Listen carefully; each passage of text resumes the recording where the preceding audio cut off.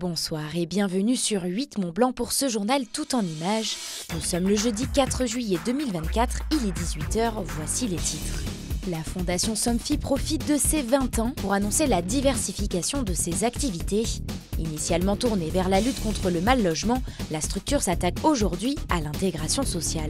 Et puis au G, la Coupe du Monde de VTT et l'arrivée imminente des vacanciers lancent officiellement la saison estivale, des événements sur lesquels comptent beaucoup les professionnels du tourisme. Au siège de la firme, implantée dans la vallée de l'Arve depuis plus de 50 ans déjà, l'instant est symbolique. En effet, les acteurs du groupe célèbrent ce jeudi les 20 ans de la Fondation Somfy. Une structure qui souhaite aujourd'hui s'impliquer davantage avec un slogan « Ensemble pour mieux habiter la planète ». L'initiative qu'on a prise en 2021, ça a été d'élargir l'objet de la Fondation, justement pour nous permettre de sortir un peu du mal-logement, mais tout en gardant nos implications dans le mal-logement. Donc aujourd'hui, on a des initiatives sur le mal-logement, on a des initiatives sur le climat, la biodiversité, et effectivement, depuis un peu plus de 18 mois maintenant, on a une initiative plus forte sur l'accompagnement des jeunes en formation, des lycéens, des collégiens. Un engagement concrétisé par des partenariats à long terme menés avec l'éducation nationale et notamment avec le collège Geneviève-Antonios de Gaulle, basé à Cluses. En parallèle, la Fondation souhaite néanmoins poursuivre son action initiale, déclinant le savoir-faire de l'entreprise en faveur des grands problèmes de ce monde. On va garder ce socle qu'elle a construit, les petites pierres, l'accompagnement des associations qui aident les gens en situation de mal-logement ou de précarité, l'investissement auprès des jeunes qu'on a vu tout à l'heure, et puis une dimension nouvelle qui sera peut-être comment on peut s'inscrire avec d'autres partenaires dans un plaidoyer pour accélérer la rénovation et l'adaptation du bâtiment.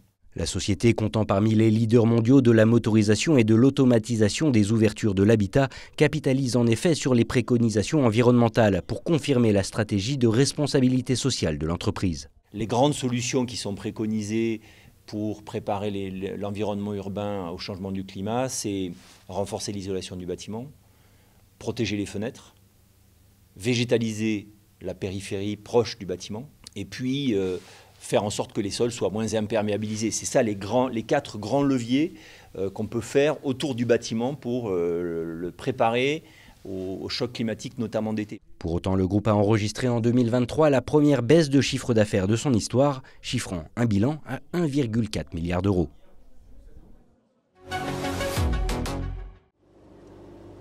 C'est leur terrain d'entraînement favori depuis plusieurs années.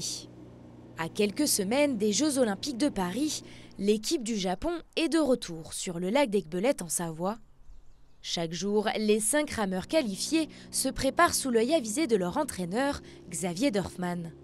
Et c'est un programme plutôt complet que le Grenoblois médaillé d'or au JO de Sydney prévoit pour ses athlètes. Ça attaque tôt le matin. C'est 7 heures sur l'eau le matin, entre 7h et 8h. Et ensuite, petit déjeuner sur place, parce qu'on a des cuisinières qui sont là, sur la base d'Aviron. Et ensuite, ça retourne sur l'eau à 10h pour une séance plus longue, 1h30, 2h. Ensuite, repas de midi sur place à nouveau. L'après-midi, ils vont se reposer pendant un moment. Et troisième entraînement qui commence à 4h l'après-midi, c'est soit de la musculation en salle, soit de la machine à ramer, soit encore une autre séance sur l'eau. Mais les Japonais ne sont pas les seuls à profiter de la base départementale d'Aviron à Novalaise. Depuis une semaine, les 7 rameurs de l'équipe grecque s'entraînent eux aussi sur le site pour la première fois. Inaugurée en 1985, la structure a récemment accueilli les championnats du monde senior en 2015 et attire des équipes du monde entier pour son cadre naturel. J'aime cet endroit. C'est vraiment apaisant pour s'entraîner, donc je suis contente qu'on soit là. Parce que l'eau est vraiment calme et sans vagues, et en plus, tout l'environnement autour ressemble à une carte postale. Avec une ouverture des JO prévue le 26 juillet, les athlètes comptent bien profiter encore un peu de la base pour s'entraîner et ne quitteront les lieux que le 21 juillet prochain. Les épreuves d'aviron se dérouleront quant à elles dans la capitale du 27 juillet au 3 août. C'est le lancement de la saison estivale au G. En plus du début des grandes vacances, ce vendredi, la station accueille pour la 7e fois la Coupe du Monde de VTT. Dès ce jeudi et jusqu'à dimanche, les meilleurs spécialistes en descente et en cross-country vont s'affronter, entre autres, sur les pentes du Mont Chéry. C'est vraiment ce qui booste le début de la saison pour tout le monde, pour les socio-professionnels, pour tous les gens qui vivent du tourisme. Ces épreuves de Coupe du Monde nous permettent de toujours nous positionner dans l'activité VTT. Il faut savoir que l'Égée est devenue un peu la Mecque du VTT en France et en Europe. Et par la suite, nous avons d'autres épreuves comme un trail, comme la fête de la musique mécanique. Bon, nous avons plein d'activités à proposer à nos clients et futurs clients. En réunissant les meilleurs compétiteurs des 4 coins du monde, cet événement anime la commune durant ces 4 jours. L'année dernière, 100 000 spectateurs sont venus y assister, une forte affluence sur laquelle les commerçants comptent énormément. On essaye de rester optimiste, mais c'est vrai que le début de saison a été très très compliqué. Moi par exemple, là, je suis à plus de 50% de perte de chiffre d'affaires par rapport à l'an dernier. Et ouais, l'hiver a déjà été compliqué, surtout pour les stations de moyenne altitude comme l'Égée. Et on comptait sur une bonne saison d'été pour nous remettre, refaire de la trésor et pouvoir travailler. Et là, effectivement, l'été s'annonce pas au mieux.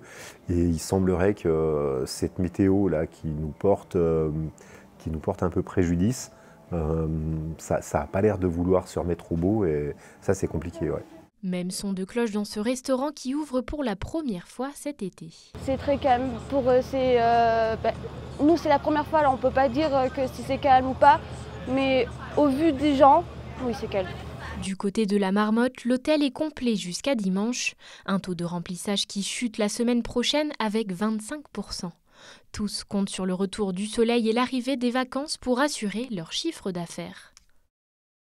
C'est la fin de ce journal. Merci de votre fidélité pour l'information sur notre chaîne. Dans quelques instants, place à la météo du jour de Thierry Paulme. Quant au retour de l'actualité, rendez-vous ce vendredi 5 juillet à 18 h pour un autre journal tout en images. Bonne soirée à toutes et à tous.